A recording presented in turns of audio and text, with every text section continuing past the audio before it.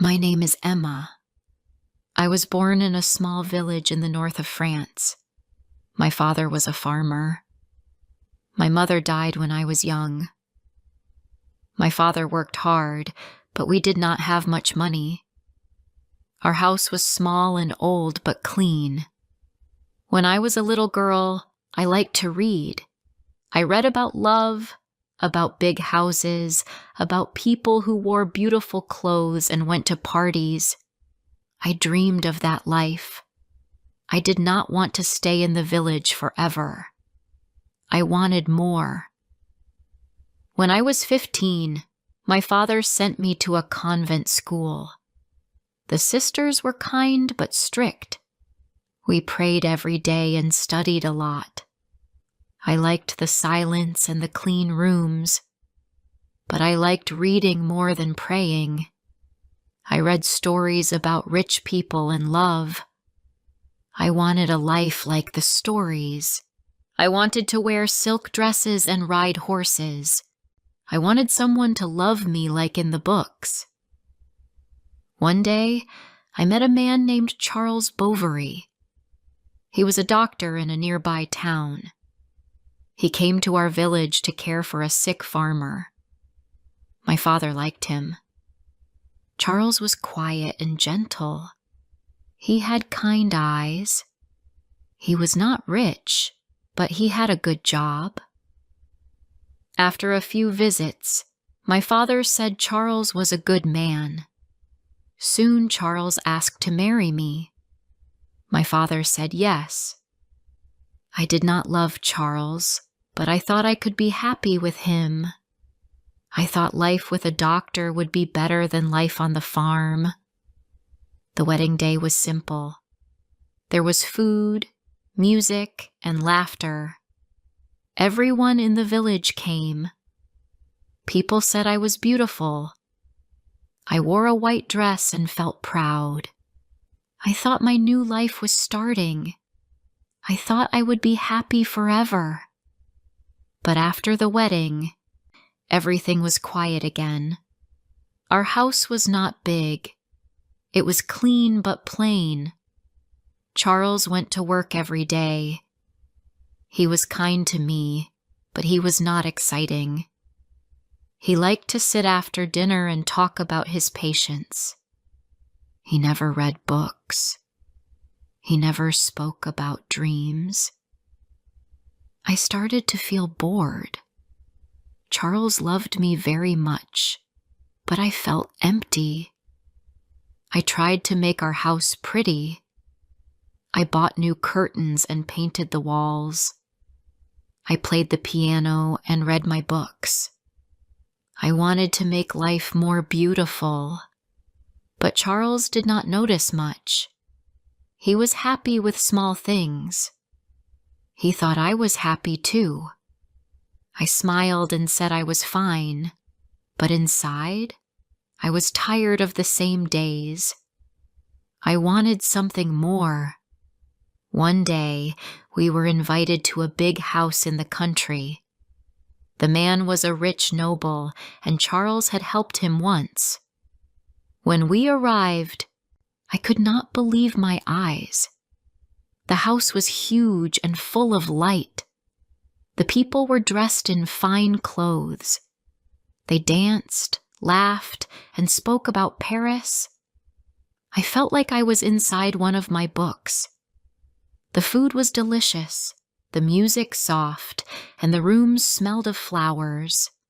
I danced all night and forgot my small home. I did not want the evening to end.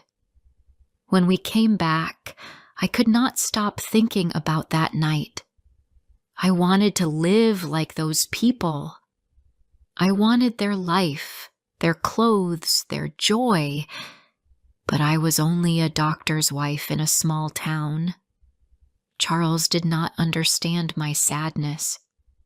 He said, "You should rest, Emma. You think too much." His words made me angry. He did not see how unhappy I was. Months passed, and nothing changed. Charles worked. I stayed at home. I read more, dreamed more, and started to feel lost. When I walked in the garden, I looked at the road and wished to see someone or something new. I wanted to escape my quiet life. I wanted to love and be loved with passion. After some time, we moved to another town, Yonville. Charles said it was better for his work. I hoped it would also be better for me. In the new town, I met new people. One of them was a man named Leon. He was young and kind. He liked books and music like me. We talked about stories, about Paris, about dreams. I felt close to him. For the first time in a long time, I felt alive. Leon made me laugh. He listened to me. I started to wait for him every day. Charles liked Leon too and did not see anything wrong. But I started to feel things I did not want to feel. I told myself it was only friendship. But when Leon looked at me, my heart beat faster. He looked shy and sweet, but I saw in his eyes that he liked me too. I tried to stay calm, but I thought of him all the time. I wanted him to say something, but he never did. One day he told me he was going to Paris to study law. I smiled, but I felt pain. When he left, I felt empty again. After Leon left, I was sad for many months. I could not read or play the piano. Charles did not know why I cried. He thought I was sick. He called another doctor to help me. The doctor said I needed rest and peace. Charles took care of me, but I did not want his care. I wanted love, beauty, and excitement. One day, a rich landowner named Rodolphe came to see Charles. He was tall, handsome, and confident. He spoke in a charming way.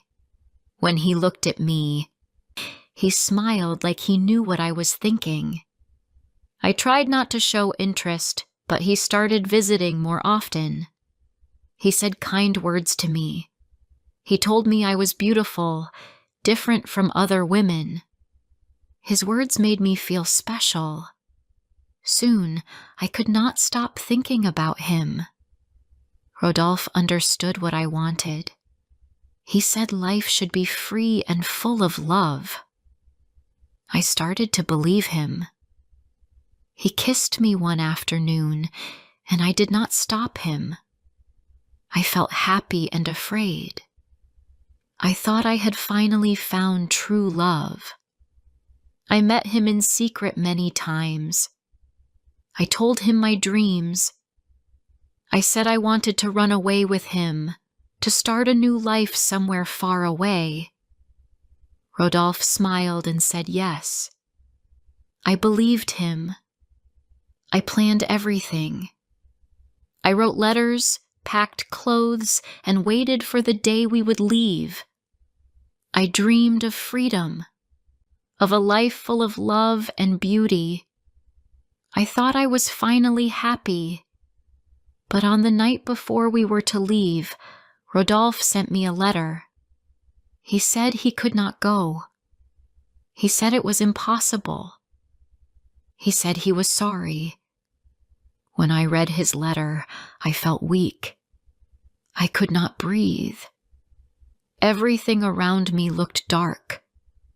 I dropped the letter and fell on the floor. Charles found me later. He thought I was sick again. He stayed by my side all night. He did not know the reason for my pain. I did not tell him. I said nothing. I cried quietly and thought my heart would break. Rodolphe never came back.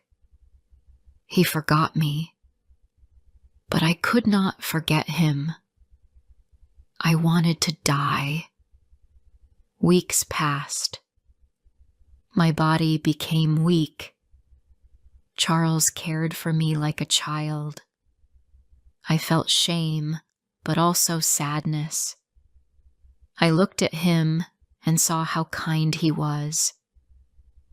He loved me deeply, but I could not love him back the same way. I felt trapped again, but now I was also broken. As I sat by the window and watched the people on the street, I thought of all the dreams I had when I was a girl. I thought life would be full of love and beauty. But now, I saw only sadness. The world I wanted did not exist. Still, part of me hoped that one day something would change again.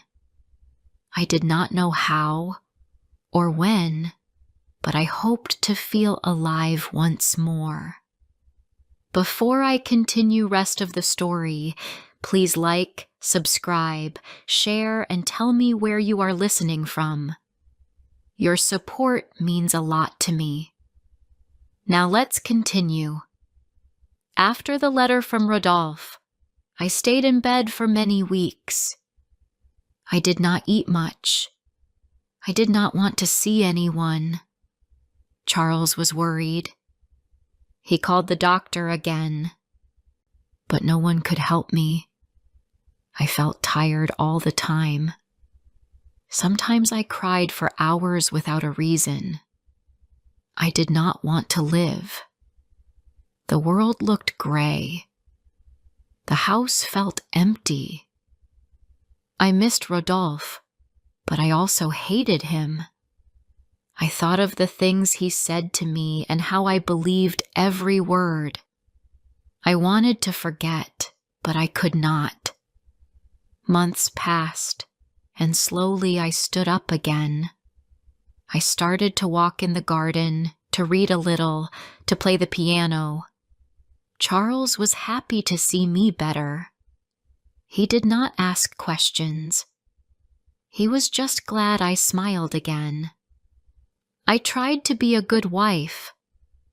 I helped him with small things. I spoke kindly and tried to seem normal, but my heart was still cold. Nothing felt real. One day, Charles said we should go to the city to see a play. I did not want to go at first, but then I said yes. I thought maybe the city would make me feel alive again. When we reached the theater, I was surprised by the lights and the people. The women wore beautiful dresses, and the music was soft and sweet. I looked around and suddenly saw a face I knew. It was Léon. He was sitting near the stage, older and more handsome than before. My heart started to beat faster. When he turned his head, he saw me too. His face changed. He looked shocked, then happy. After the play, Charles wanted to go home, but Léon came to speak to us. He smiled, and his eyes were warm. He asked how I was. I said I was fine, but I could not stop looking at him. I felt something come back to life in me. A few days later, Léon came to visit us in Yonville. He said he had missed his old friends. He spoke with Charles, but I knew he came to see me. When Charles left the room, we talked quietly. Léon said he had never forgotten me. I said the same. We both knew what we felt, even if we said little. After that day, we started to meet more often. At first, we met in the church or on the street. Then we started to meet in small cafes. I told myself it was only friendship, but I knew it was not. Léon was gentle and kind. He spoke about books, music, and love. He said I was beautiful. and I wanted to believe him. I felt young again. I felt like my life had color again. Soon, our meetings became secret. I wrote him small notes. I told Charles I was going to the church or to visit a friend, but I went to see Leon. We walked by the river or sat in a room he had rented in the town. He held my hand, and I forgot everything. I forgot Charles, my house, my past, and my pain. I thought I was finally living the life I wanted. But that life was full of lies. I started to spend money to look beautiful for Leon. I bought new dresses, shoes, and jewelry. The shop owner, Monsieur Leroux, told me not to worry about money. He said I could pay later. I believed him and took more things. I wanted to look like a woman from the city, not a doctor's wife from a small town. Every time I saw Leon, I felt happy. But when I went home, I felt empty again. Charles did not understand. He thought I was tired or sick. He worked hard, and I felt sorry for him sometimes. But then I thought of Leon and forgot everything. I lived between lies and dreams. The bills started to come. The shop owner wanted money. I did not tell Charles. I asked Leon for help, but he did not have enough. He said he was also in trouble. I felt afraid, but I smiled and said it would be fine. I still bought things I could not pay for. I wanted to keep the dream alive. As time passed, Leon began to change.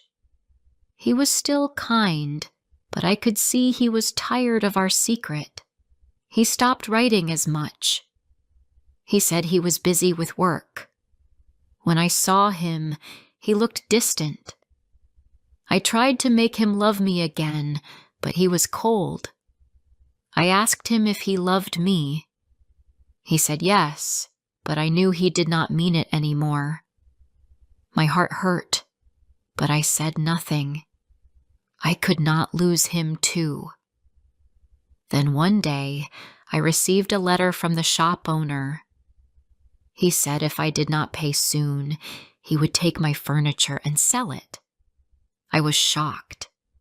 I tried to find money, but there was none. I went to Leon and cried. I asked him to help me, but he said he could not. I saw fear in his eyes. I knew it was over. I went home and looked at my house. Everything I had was not mine anymore. Charles was still kind, still loving, but I felt trapped. I hated the walls, the rooms, the quiet. I wanted to escape again, but there was no one left to save me. I thought of Rodolphe, of Leon, of the life I wanted, and it all felt far away. The shop owner came again. He said he would speak to Charles if I did not pay. I begged him not to. He said he would wait 2 more days. I tried to find help. I went to many people, but no one gave me money. I walked for hours, crying, but all doors stayed closed. I even went to Rodolphe's house. I had not seen him in years. I asked him for help. He looked sorry but said no. He said he could not. I left his house and walked alone on the road. The world looked dark again. When I came home, the house was quiet. Charles was reading in the next room. I went upstairs and sat on the bed. I looked at the mirror. My face looked older. My eyes were tired. I thought about my life, about all the things I wanted and all the mistakes I made. I saw that everything I tried to hold turned to dust. I saw that I had hurt the people who loved me and lost the people I loved. I did not know what to do. I was afraid of the shame, of the truth, of the future. I wanted to sleep and never wake up. I opened a small box in the cupboard. Inside was something I had seen before at the pharmacy. It was a small bottle with white powder. The pharmacist said it was poison. I held it in my hand for a long time. I thought of my father, of Charles, of Léon, of Rodolphe, of my daughter. I felt tears on my face. I whispered, I wanted a different life. Then I drank from the bottle. At first, nothing happened. Then I felt pain. I lay down on the bed and closed my eyes. I heard Charles calling my name, but his voice sounded far away. I wanted to tell him I was sorry, but my mouth could not move. The room became dark. Everything was quiet. When I opened my eyes again, I was lying on the bed. Charles was beside me. His face was white with fear. He called my name many times. He ran to bring the doctor, but I could not speak. My body hurt. I tried to breathe, but it was hard. I saw the doctor's face, and then I saw the priest. They whispered to each other. I understood that I was dying. I was not afraid anymore. I looked at Charles. He was crying. He took my hand and said, "You will be fine, Emma." But we both knew it was not true.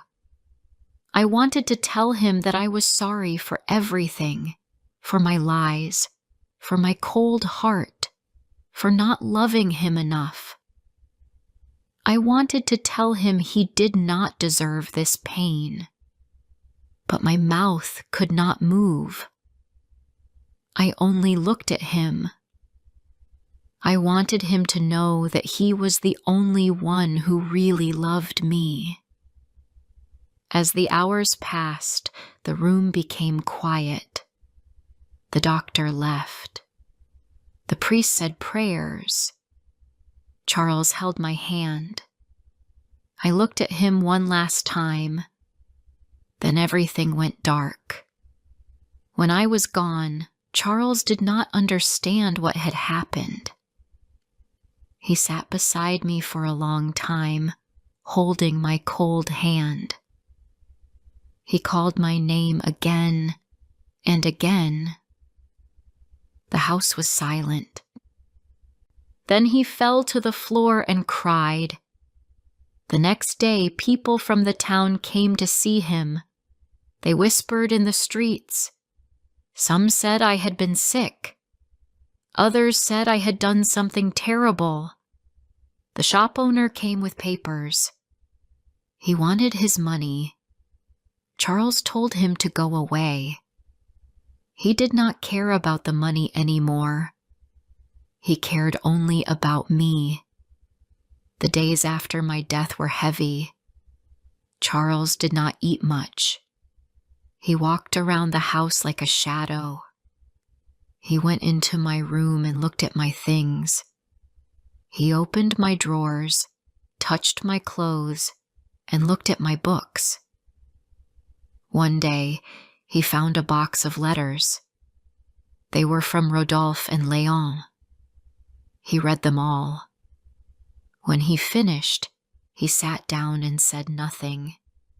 He did not shout or cry. He just sat there, silent and broken. After that day, Charles changed completely. He did not go to work much. He walked to the cemetery every morning and sat by my grave. He spoke to me as if I could hear him. He said he still loved me, that he forgave me. He said he only wanted to be with me again. Our little daughter, Berta, was still small. She did not understand what had happened. She asked where I was. Charles said, "Your mother is sleeping." But she saw his tears and started to cry too.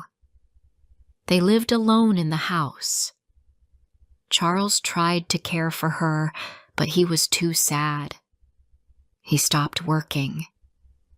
People in the town started to avoid him. They said he looked like a ghost. One evening, a man came to collect the money I owed. Charles had nothing left to pay him. The man took our furniture, our piano, and my dresses. He took everything. Charles did not stop him. He sat in the chair and looked at the empty room. He whispered my name again and again. A few months later, people found Charles lying by my grave. His eyes were closed and his face looked calm. He had died quietly, like a man who had finally stopped hurting. The town buried him beside me. Some people felt sorry for him. Others said it was fate. Our daughter Berta went to live with my aunt. The aunt was poor and had many children. Berta worked in a factory when she grew older. She lived a hard life, but she never forgot her parents. Sometimes she walked past our old house. The garden was wild now. The windows were broken. The house looked cold and lonely, just like I once felt inside. Many years later, people still spoke my name. Some said I was foolish. Some said I was only a woman who wanted too much. But no one really knew what I felt. They did not know how it was to live with dreams that never came true. They did not know how heavy it felt to want love, beauty, and life, and find only silence.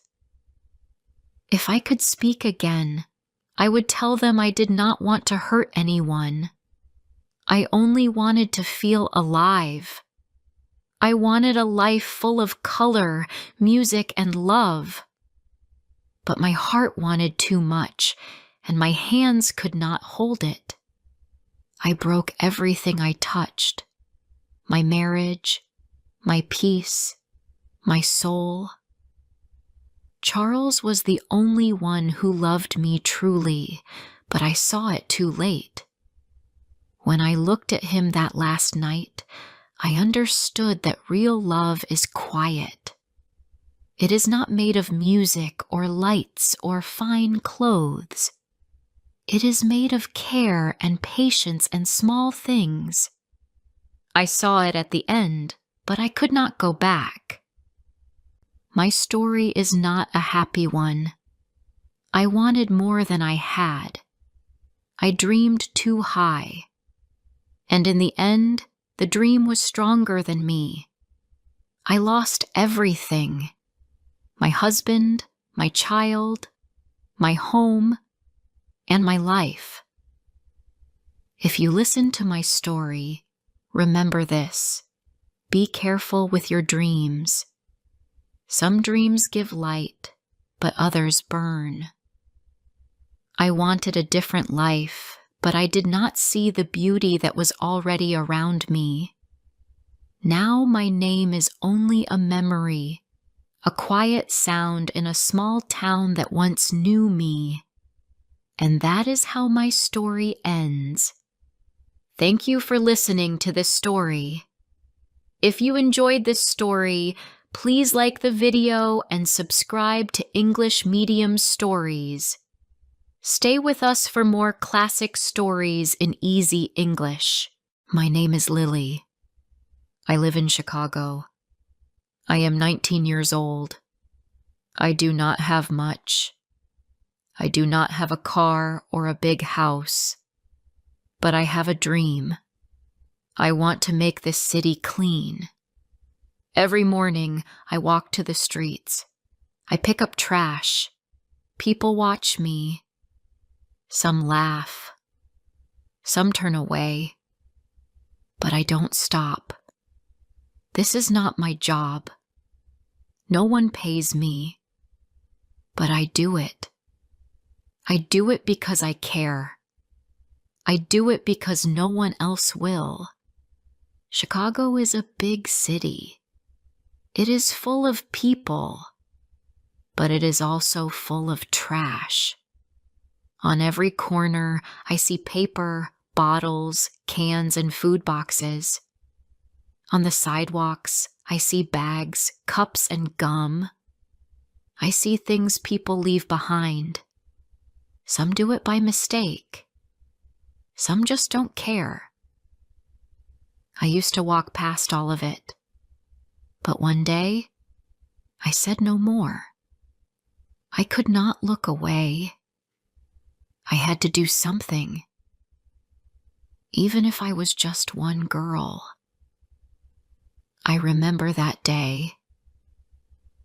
It was a cold morning. The sky was gray. I walked to the park near my street. The grass was full of bottles. The bench had old food. The ground was dirty. I saw a small boy trip on a can. He fell and started crying. His mother helped him up. I looked at the can. That was it. I picked it up. I found a bag. I picked up more trash. It felt right. It felt strong. I went home that day with a full bag. My hands were cold, but my heart was warm. From that day, I started to clean. One street, at one block, at one corner. Every day after school, I picked a spot. I walked with my bag. I wore gloves. I picked up trash.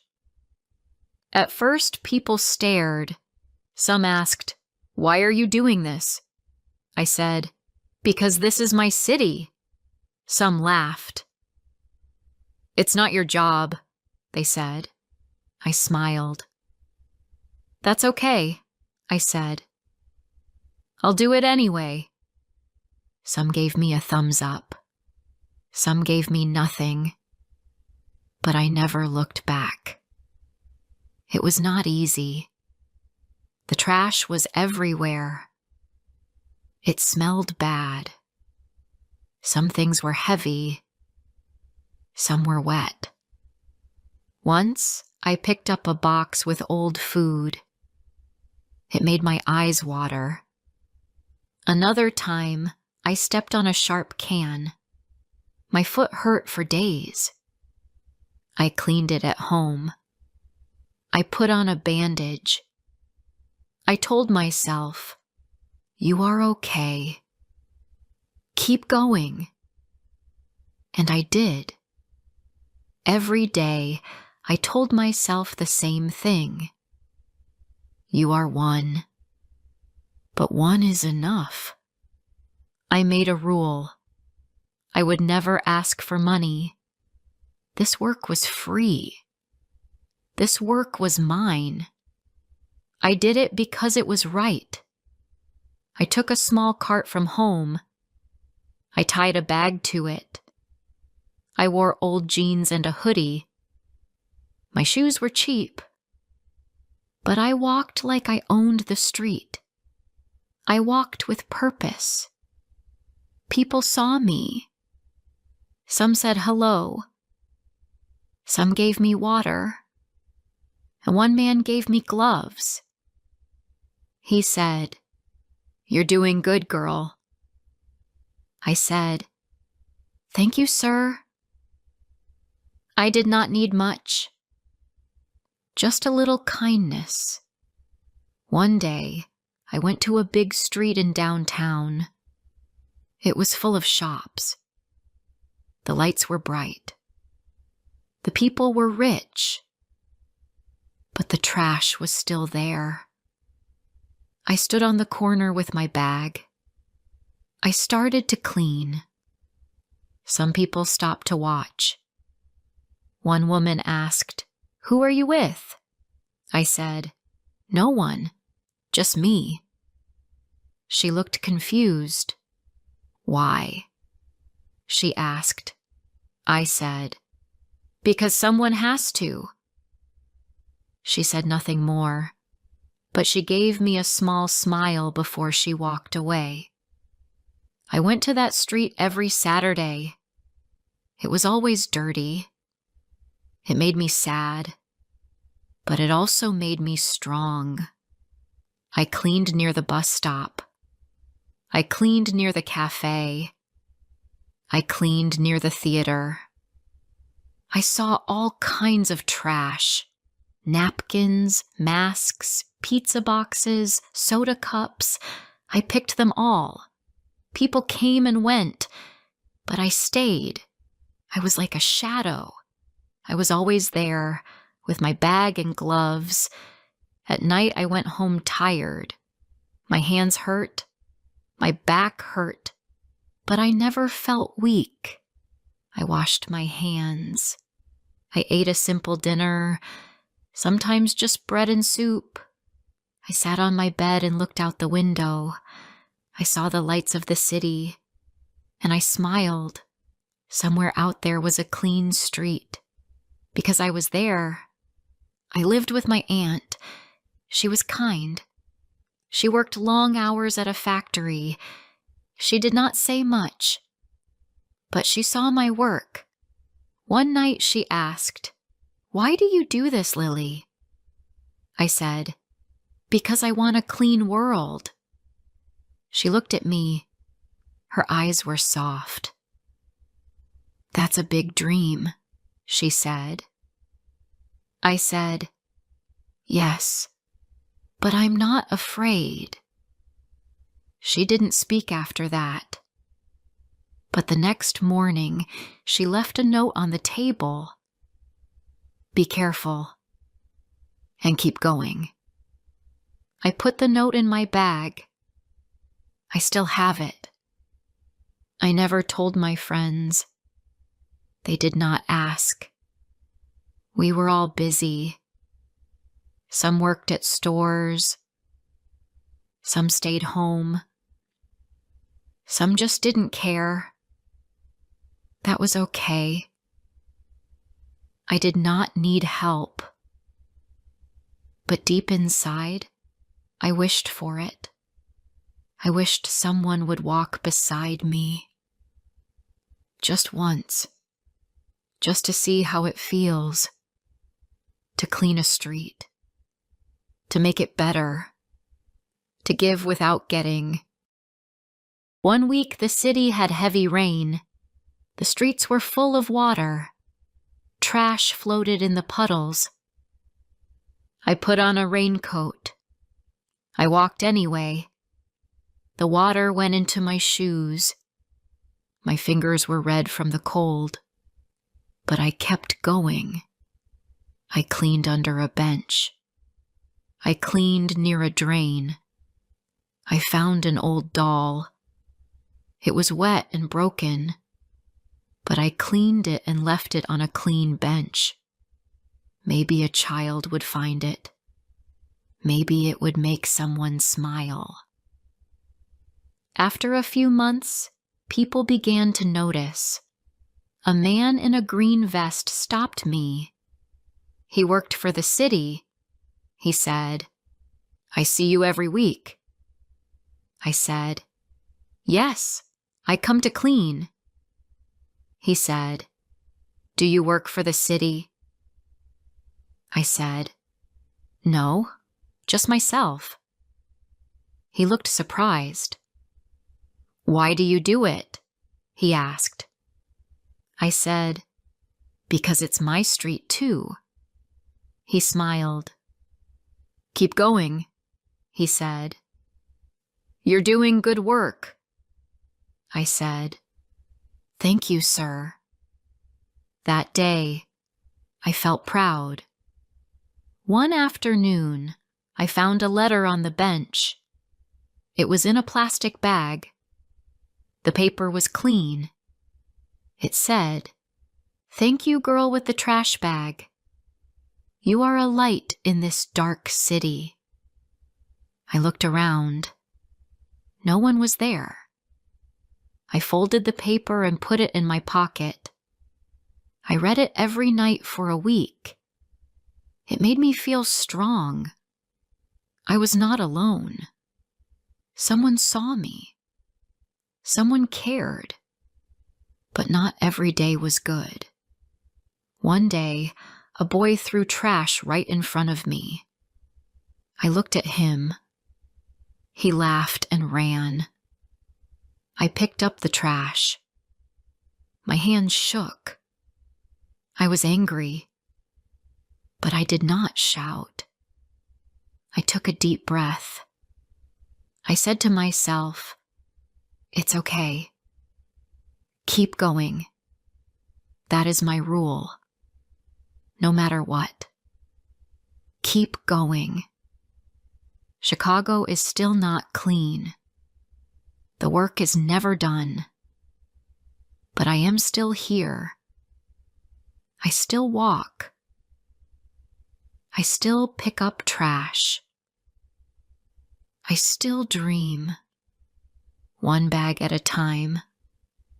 One street at a time. I am just a girl, but I have a big dream, and I will not stop. Before I share the rest of my story, I need to know, where are you listening from? Knowing someone hears me, understands me, gives me strength. Some people said I was wasting my time. "The city is too big," they said. "You cannot fix it alone." But I did not try to fix the whole city. I just wanted to fix one small part, one block, one street. That was enough for me. I woke up early. I packed a sandwich and water. I took my bag and gloves. I walked out the door with hope in my heart. One morning, I went to a new place. It was under the train bridge. The ground was full of trash. I saw plastic bags stuck on the fence. I saw broken glass and food boxes. It smelled bad, but I stayed. I worked slow. I picked up one piece at a time. My back hurt. My hands were tired, but I kept going. I saw two boys watching me from a bench. They laughed. One threw a candy wrapper on the ground. I looked at them. I said nothing. I just picked it up. After some time, they left. I was alone again, but I was used to that. I worked better in silence. I did not need music. I just needed the sound of the wind and the city. After an hour, I looked at the street. It was clean. The fence was clear. The sidewalk was safe. I stood and took a breath. That was a good feeling. Not a big change. But still, it mattered. Later that day, I went to a small bakery. I had $10. I bought a hot tea and a bun. I sat outside and watched the people walk. Some looked happy. Some looked tired. Some walked fast and never looked up. I was like that before. I never saw the trash. I never saw the small things. But now I saw everything. Every cup, every straw, every bottle. I saw what others missed. I saw a girl drop a napkin. She did not see it. She kept walking. I got up and picked it up. A man near me smiled. "You care," he said. I said, "Yes, I do." He asked, "Do you work for someone?" I said, "No. Just for the earth." He nodded. He said, "The earth needs more people like you." That made me happy. Just a few words, but they stayed with me. Sometimes I felt tired. Sometimes I asked myself, does it even help? The trash came back the next day. The streets got dirty again. But I remembered a tree. It grows slow. It takes time. My dream was like that tree. Small, but strong. I just had to wait. I had to keep going.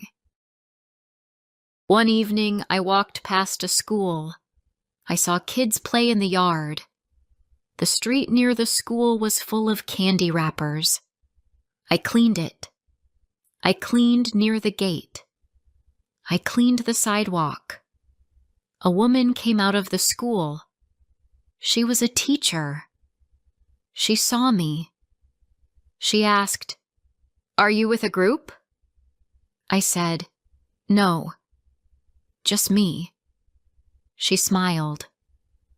"You cleaned this for the kids?" I said, "Yes. I want them to have clean streets." She looked at me for a long time.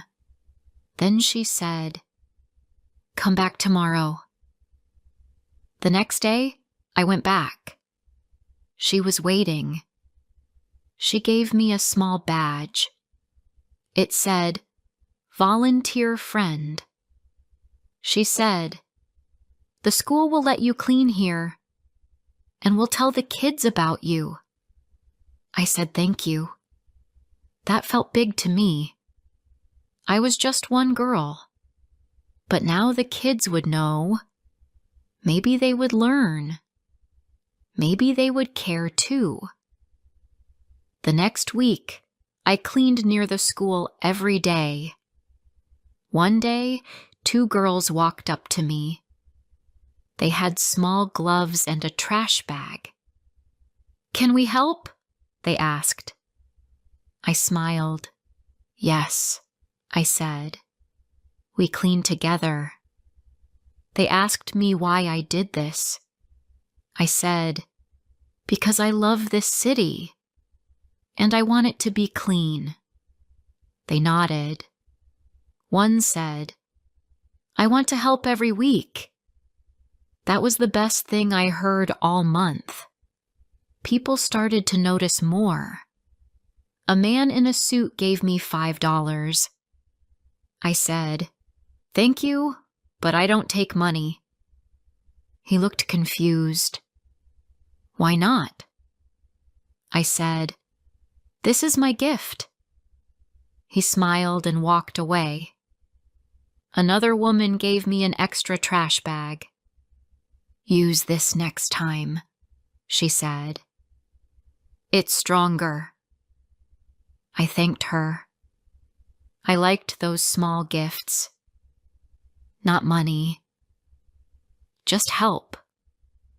Still, there were hard days. One day, it rained all morning. The wind was strong. I wore 2 coats, but I still felt cold. I cleaned near a store. The ground was wet.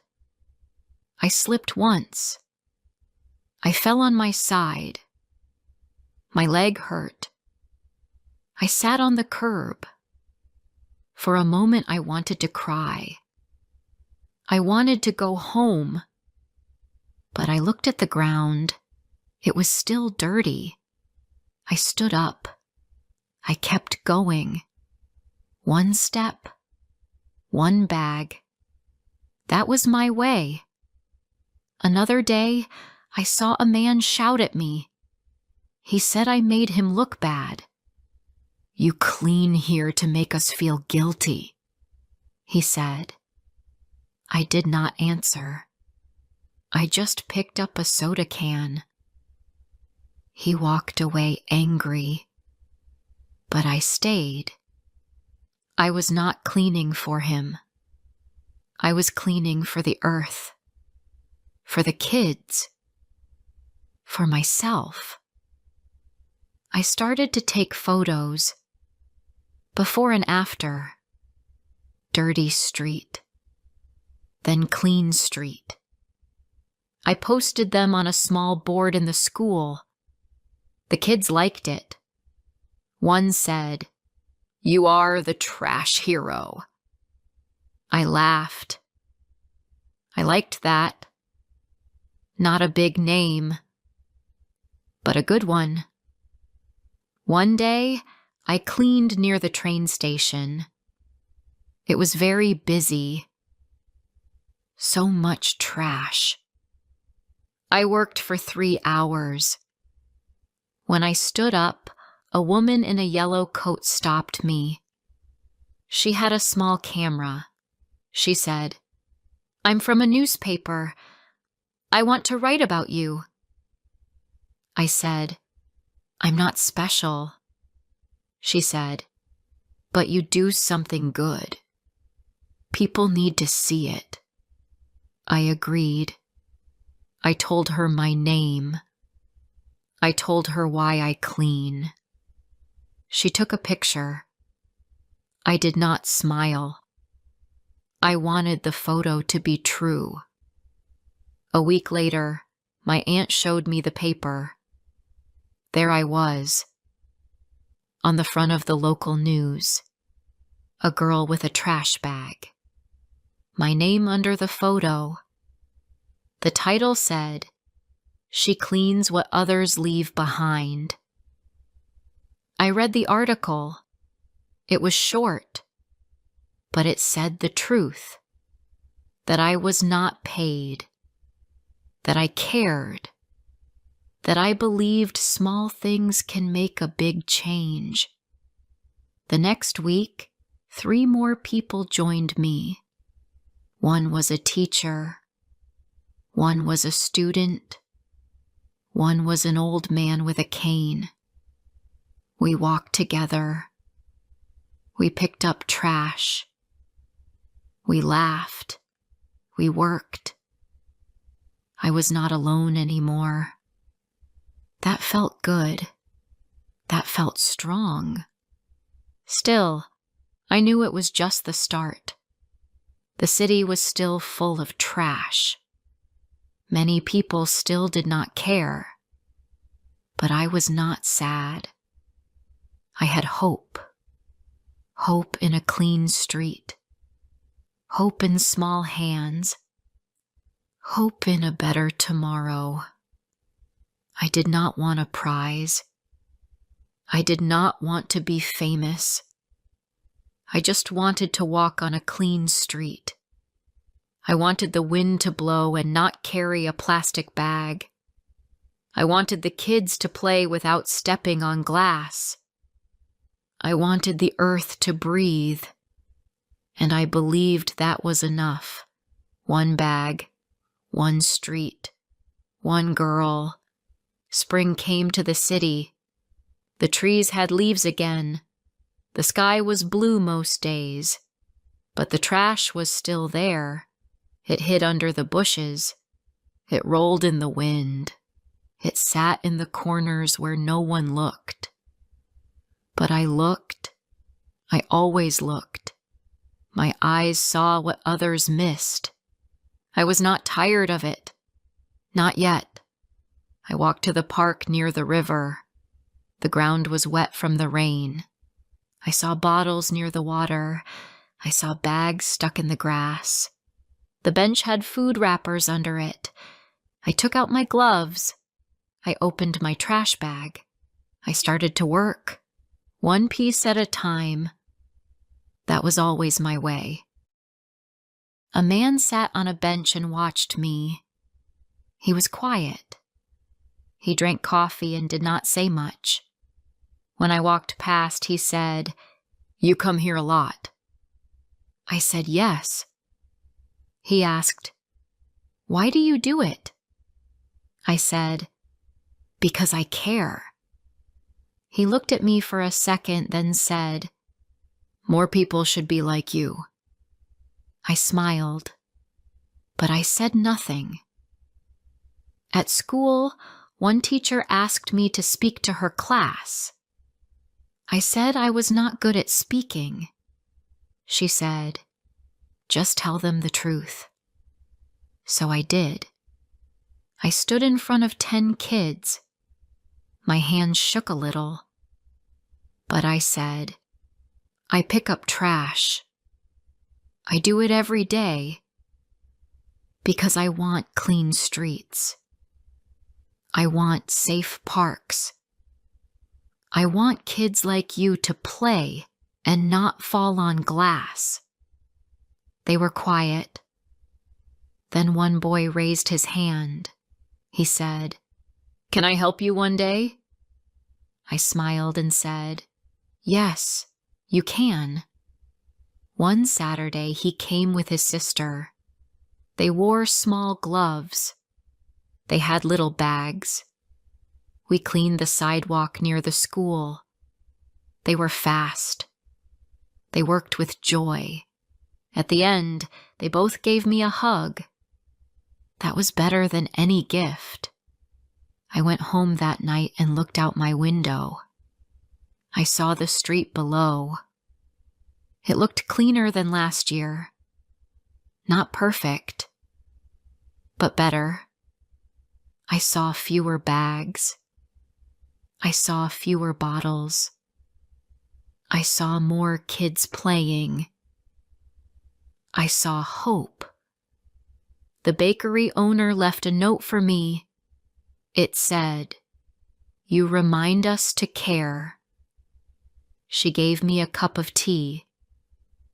"You help this city," she said, "more than you know." I said thank you. I did not need gifts, but kind words made me feel strong. Some days I still worked alone. Some streets were quiet. Some were loud. Some were safe. Some were not. But I walked all of them. I walked with care, with purpose, with my trash bag.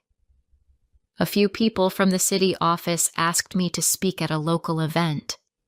I said yes. I wore clean jeans and a blue shirt. I stood in front of a small group. I said, "This work is not big, but it is real. I do it with my hands, with my time, with my heart. I believe in clean streets. I believe in change, even if it starts with just one girl."